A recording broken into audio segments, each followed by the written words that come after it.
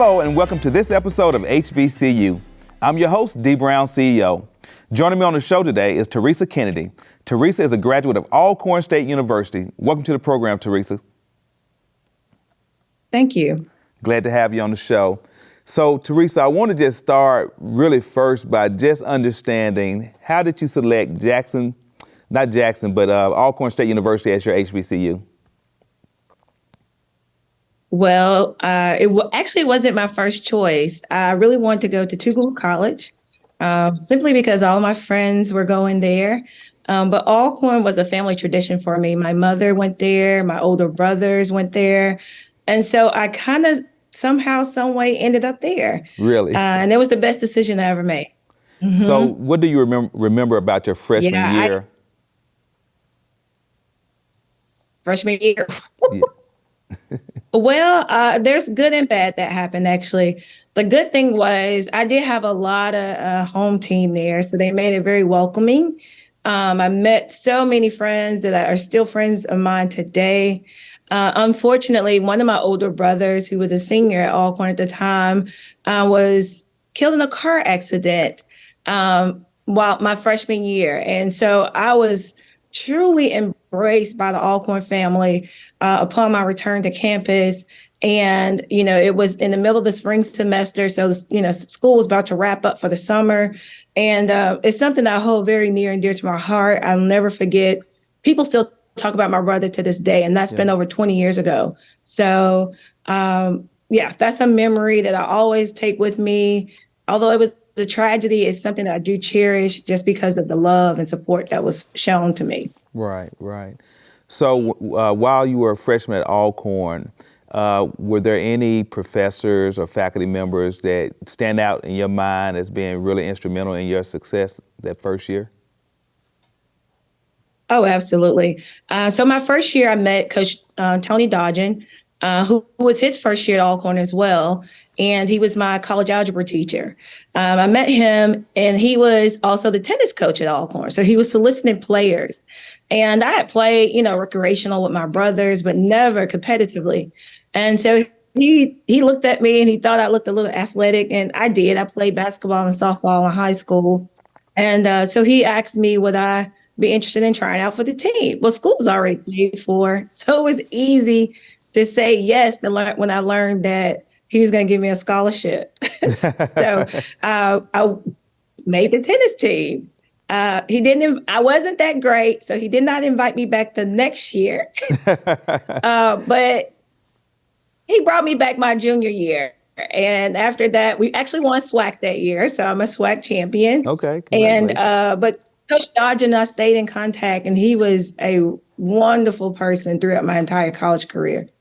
So what do you remember most about your time at Alcorn in terms of just the experience? Oh, gosh. Alcorn's a very small campus, so almost everyone knows everyone. Back then, everybody didn't have a car. So if you had a car, you were kind of distinct because everybody knew who drove what. Right. Then, I had two older brothers that went to Alcorn, so a lot of people knew me from them. It was just different. I got really involved in a lot of different activities, from SGA my freshman year to different clubs. I actually helped charter a chapter for National Council of Negro Women while I was at Alcorn. So, I tell people, my friends' children, all the time who have interest in Alcorn or any college, get involved. Don't just go and sit in your dorm room, hang out on your phone and social media, get to know the people, because that really makes a difference. And I think that's what made a difference for me, was getting involved. Yeah. So what was life like during homecoming and big games on the yard? Oh, wow. So my friends and I always had to have outfits.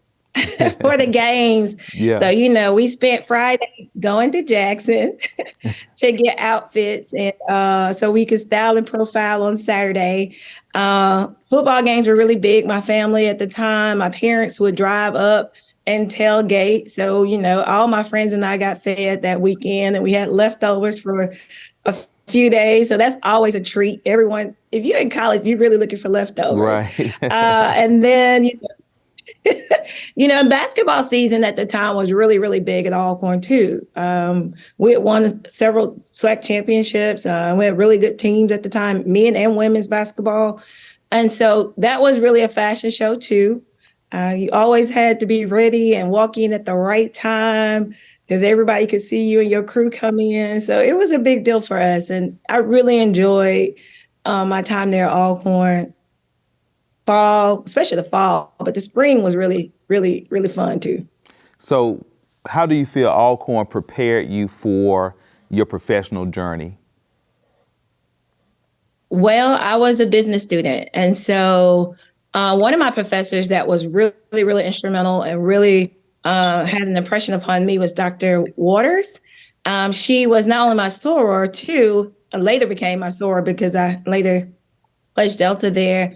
But Dr. Waters was very strict. I got into my business classes my sophomore year. She played no games about promptness. She always meant about being on time. If you were walking in her class at 8 o'clock, you were late. Matter of fact, you didn't even get in. The door closed at 8. So that meant you had to be there before 8. Right. She had a very strict dress code. Yeah, she had a strict dress code. We couldn't come to her class any kind of way. So in terms of that, just promptness, how to dress for certain environments, especially a business environment, she was very adamant about. She challenged us in our thinking, our ways, and she was just overall a wonderful person. And, she wasn't very tall. That was the thing, too. Dr. Waters is about, I say 5'2". And, I remember my classmates, we were all tall people, but she never raised her voice. She spoke with the same same monotone voice. And you heard every word she said, and you totally respected her. She demanded and commanded our respect. And you mentioned that you pledged Delta Sigma Theta Sorority Incorporated at Alcorn. And so talk to me about Greek life and how Delta has influenced you. So long before Alcorn, Delta was my sorority of interest solely because of my mother. My mother also was initiated in Delta Epsilon chapter in spring of '66. So it was always something I was interested in doing. Whether I went to Tougaloo or Alcorn, I knew that's where I wanted to do. And then also growing up, I saw a lot of women in my community that were Deltas and doing great things. So got to Alcorn, a lot of my professors, a lot of the women on campus were Deltas. So it was easy for me to see them and their impact and the influence they had over others. And so Greek life at Alcorn was quite interesting. Everybody had a line going over like 98, 99. And so, gosh, it was some of everything going on, a lot of activity, I'll say that. And I have a lot of line sisters, but I love each one of them dearly. And we still are connected, and we're celebrating our 25th anniversary this year. So I'm really excited about the things we got planned. So let me ask you this. You leave Alcorn State University, and then you begin your professional journey to start your career. So what was your next move after Alcorn? Well, so I stayed at Alcorn to pursue a master's degree in agriculture economics. And that's where I met Dr. Wong, who had a strong influence over me in my time at Alcorn. I really regret this day that I did not meet him before graduating and having the opportunity to really be under his leadership and his care. Dr. Wong was a Pacific Islander, very humbled man, very direct man, a very caring man. Dr. Wong became my thesis advisor. I majored in the one degree at Alcorn that required a thesis. I was in that program. And so Dr. Wong prepared me tremendously. He helped me get an internship to USDA in DC. And I interned 2 consecutive summers. That first summer I was there, I noticed they gave an internship award out at the end of the summer. And, I was there competing with other 1890s. I was there with students from Southern University in Baton Rouge, Alabama A&M, The Ohio State, Virginia Tech, Purdue. All of us were interns. All of us lived together. So it was really an eye-opening experience for me. Spent 2.5 months in DC that first year. I said I was going to get that award the next year. I came back. I told Dr. Wong I was going to get that award. The next year I went back, got that award. I was offered a job opportunity in DC, but I really wanted to come back to Mississippi, right? Yeah. And so I came back. And so that time really did, like I said, expose me to a lot of different things, a lot of people, some really great connections. And I came back here, went to work for an agricultural bank in South Carolina. So I came back here just a couple months. By the end of the summer, I was offered a job at Ag First in Columbia, South Carolina. Still wanted to come back home. So I went there for a few months and almost a year, I would say, almost a year. And the VP there took a liking to me, came back to Mississippi here, worked for the Ag Farm Credit Bank here called First South. And that was quite the experience too. And I was there. While I was there, I was also building my own business. While I was at Alcorn, I knew when I was being a business student, I wanted to own my own business. At the time, I just didn't know what. And so this was like early 2000s, 2006. So still early in the 2000s, 2008. I decided I wanted to start a business. Not sure what. I knew I really wanted a storefront. A good friend of mine talked me into why not do something online? And I was thinking like, dude, I don't want online, right? Because I wanted a shoe boutique. I wanted a place where women could come and sit down and enjoy themselves. Then we got to talking about overhead. We got to talking about expenses. We got to talking about cost. And I was like, oh, wait, I can't do that.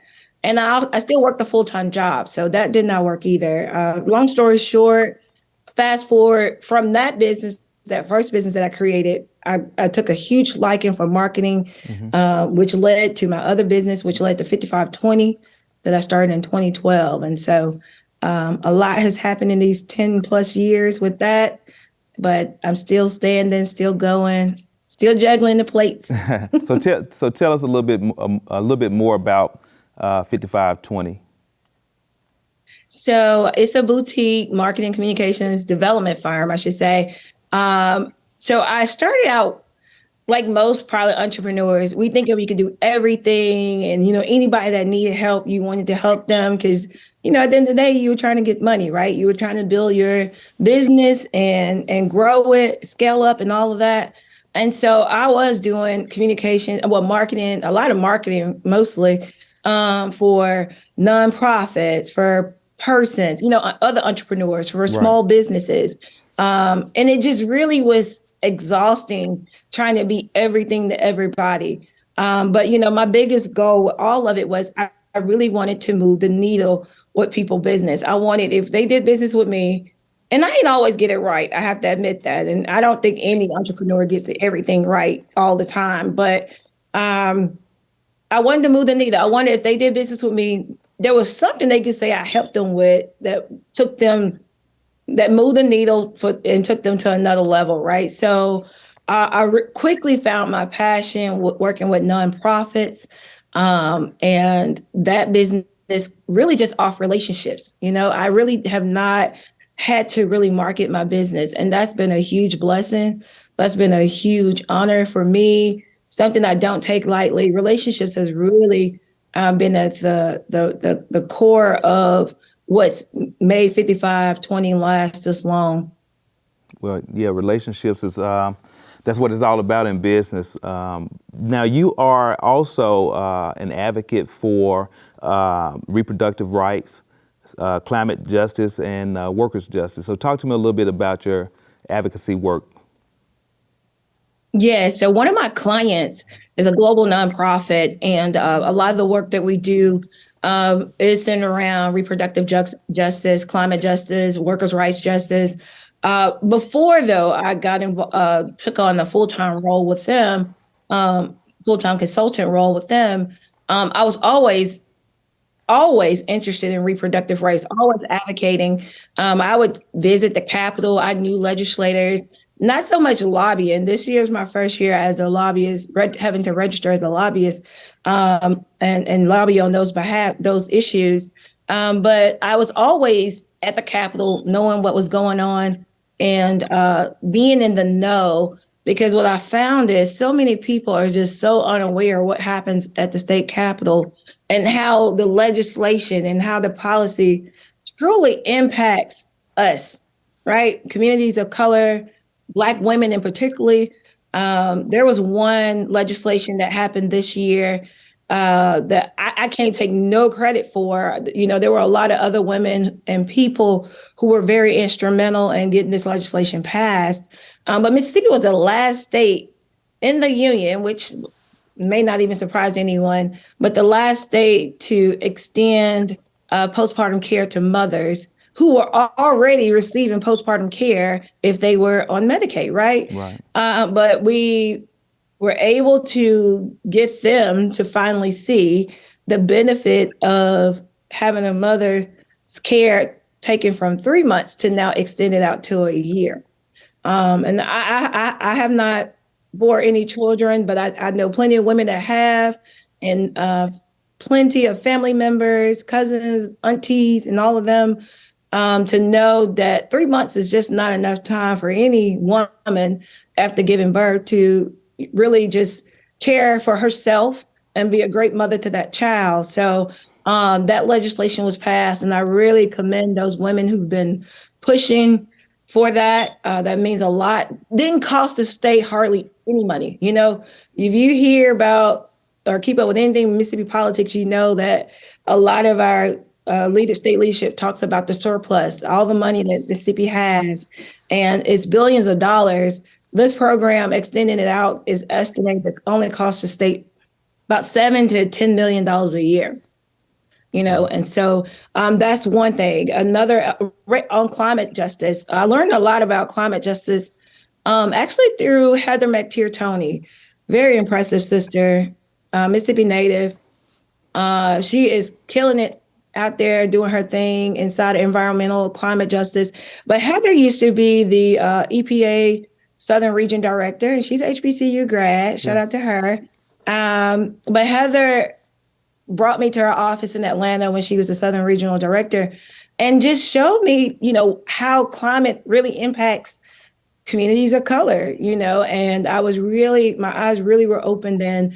And since then, I just started paying attention to the things that were happening as a result. All of it is connected. You know, right. When we talk about economic justice, we talk about workers' rights justice, we talk about reproductive justice, Black maternal health. All of it is connected. All of it is connected. And, you know, now the dots are very well connected now. We're just trying to make certain that other people know the connection and how it impacts our lives. And so, Theresa, just for clarity for the viewers who may not really get the picture when you talk about climate justice, give an example of how climate adversely impact communities of color.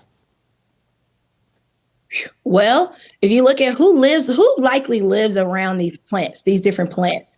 If you Google Cancer Alley, Louisiana, there's an area in Louisiana that has several type of plants around it, nuclear plants, different types of plants. And the people who usually live around and you know, a lot of that reason stem from the housing probably was pretty fairly lesser, right? And that's what they could afford. And no, you know, to them wanting to home ownership, them wanting to have an established, you know, what they would call a decent and, you know, affordable living for their families, they bought these homes. And I don't think for us, we're educated enough to know what the long-term impacts would be. Well, especially Cancer Alley, Louisiana. Especially not years ago. Like now, there's still probably a deficit in knowledge in the community. But, you know, think about 50 years ago, when our grandparents or our parents may have moved to an area that was next door to a chemical plant or et cetera. And I'll come back to that, but I'll let you finish your point. But no, Dee, you're absolutely correct. So we'll take it back 50 years. My parents have been married 54 years. I'm from a town called Moss Point. My dad worked at Ingalls Shipbuilding, and he worked his way up, became the first Black ship superintendent there. But at the time, we're talking late 60s, early 70s. At the time, the jobs that we likely had were those jobs that were highly potent. As we hear asbestos a lot now. We know people that probably have died and suffered from some type of cancer, having worked at these different plants, have worked at that place my dad worked at. Yeah. And I don't know how much they're able to prove it, but I do know people that work there, and I do know people who died as a result of some type of health ailment. And so over the time, you just learn that you're right. Living near those factories has likely been the detriment or the downfall to certain people in terms of their health. And it's abundant. We really just it's abundant in communities of color. I'll give you an example. I grew up right up the street from a chemical plant that ultimately exploded.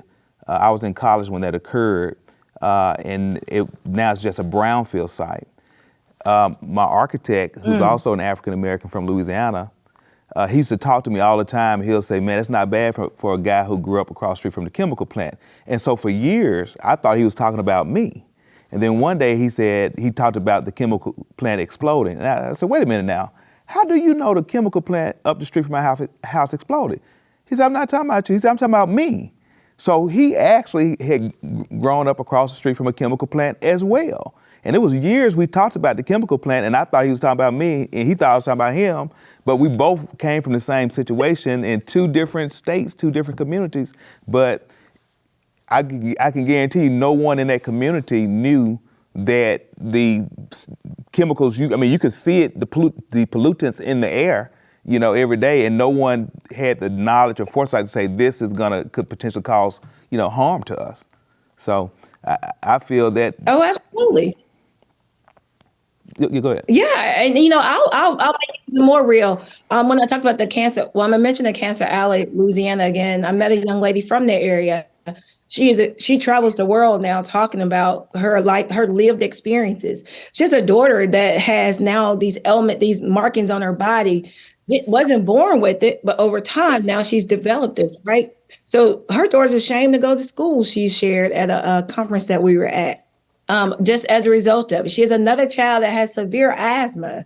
I'll even bring it back home for me again. I grew up on a street that to this day still floods, not like it used to. And my parents bought their home brand new, lived on a street that only had maybe 8 homes at the time. Now there are probably about 30 homes.